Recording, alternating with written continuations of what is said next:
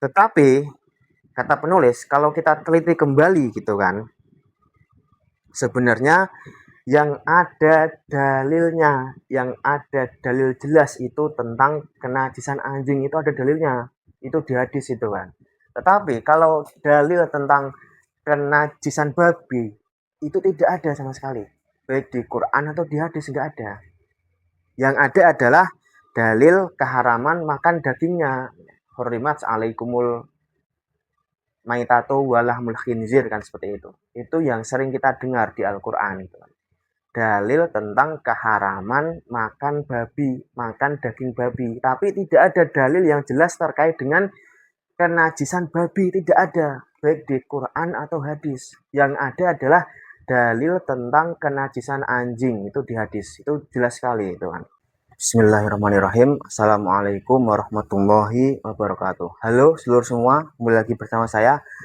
Kali ini di buku Mau Ikut Nabi atau Ulama, halaman 145. Judulnya Apa Dosa Babi? Orang Indonesia sangat kental sekali dengan wawasan-wawasan fikih kesyafi'iyahan karena memang sejak awal materi yang didapat dan diajarkan itu ditransfer oleh guru-guru kita yang memang bermadzhab Syafi'i.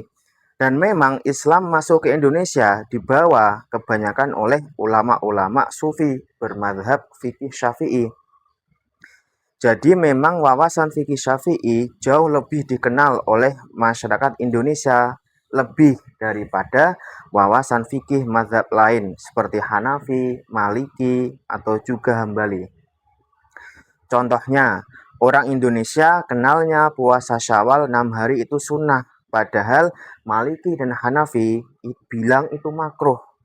Ada lagi, kalau azan Jumat itu dimulai setelah masuk waktu zuhur. Padahal buat kalangan Hambali, azan Jumat boleh saja dimulai sebelum masuk waktu zuhur. Karena itu juga orang Indonesia lebih kenal babi itu sebagai najis besar atau mughaladah yang harus dihindari. Karena memang sejak awal masuk pengajian, ustadz-ustadz selalu menjadikan babi korban buli, najis besar. Masalahnya, karena babi selalu saja dikelompokkan bersama anjing yang memang najis besar, menyentuhnya najis harus bersuci 7 kali dengan debu atau tanah salah satu cuciannya.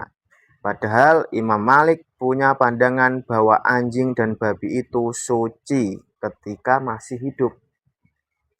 Dan kalau kita teliti, ternyata yang ada dalilnya itu hanya kenajisan anjing. Yang dalam disebutkan bahwa jilatan anjing itu jika terkena bejana atau anggota tubuh, maka bagian yang terkena itu dicuci sebanyak 7 kali. Salah satunya dicampur dengan debu atau tanah. Dan tidak ada dalil kenajisan Nabi. Kalau dalil keharaman makan dagingnya, ya itu ada. Jelas ada. Dan semua mazhab menyepakati itu.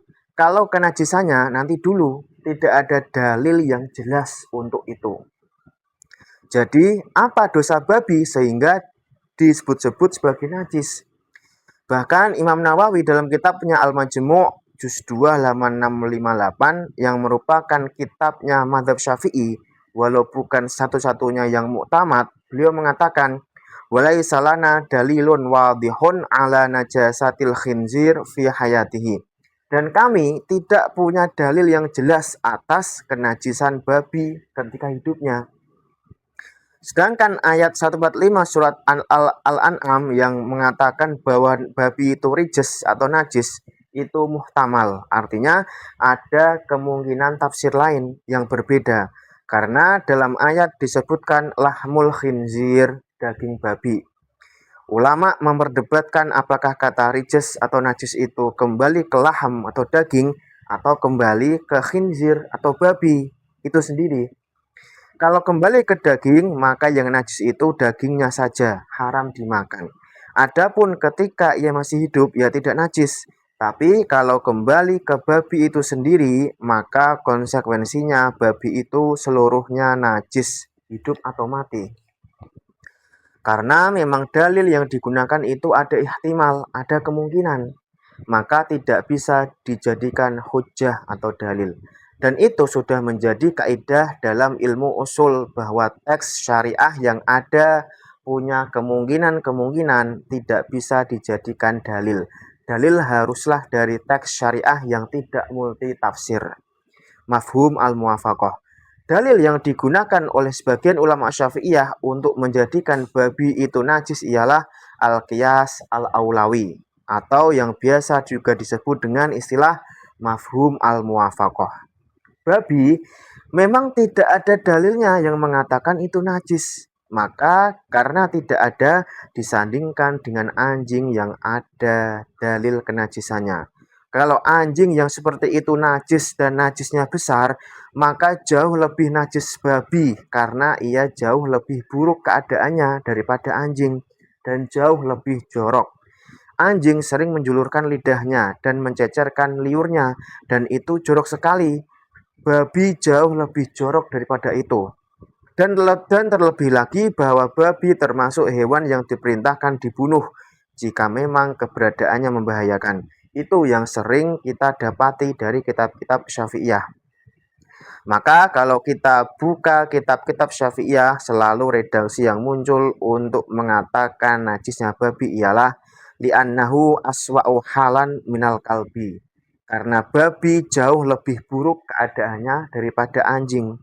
Dan al-qiyas al-aulawi atau yang biasa juga disebut dengan istilah mafhum al-muwafaqah ini termasuk sumber dalil yang dipegang kuat oleh ulama Syafi'iyah walaupun bukan sumber hukum yang muttafaq atau disepakati sebagaimana ulama-ulama Maliki yang memegang kuat amal ahli Madinah, pekerjaan penduduk Madinah sebagai sumber dalil setelah Al-Quran dan sunnah mutawatirah.